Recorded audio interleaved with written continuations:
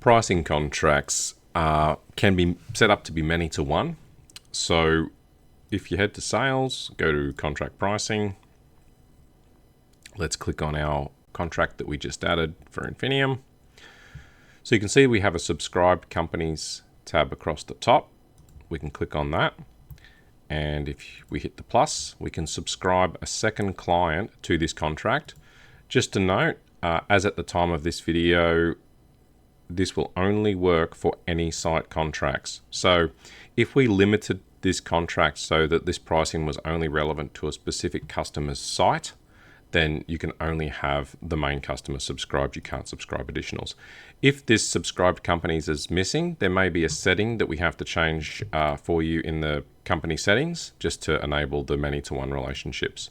So we'll go ahead and add one. So let's click on the little plus over in the right-hand corner. Let's choose the company we'd like to add. This one will be fine. It'll confirm the address. So this will default the start and end date of this new customer subscribed to this contract to the dates that are on the actual contract, so for the full term. You can step this back, so we might say that this customer's, if we've got a 2 or a 3 or a 5-year pricing contract, we might just want to subscribe this customer for 1 year at a time. So that's okay, we can change the date. If we change the date to outside of the contract parameters, it'll generate an error. So we can't make the date later than the main contract date, but we can shorten it back a little bit. So we could say have it finish on the 15th. And so we'll add this client.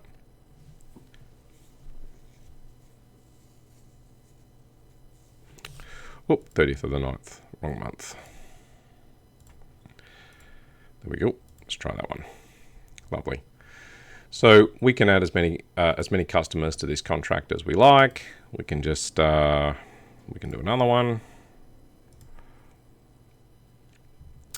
If we change the date of the main contract, it will have the dates follow for all the subscribed clients automatically. So if we've got this one ticked, and we set a new expiry date for that contract, then it will update all of the subscribed companies to that automatically. So if you want to extend this contract to a later date, but you don't want to update the subscriptions at the same time, then you would just change this date and untick that box, and then we could extend that out to November, and that will leave the clients back in October. That's pretty much all the basics for contracts many to one.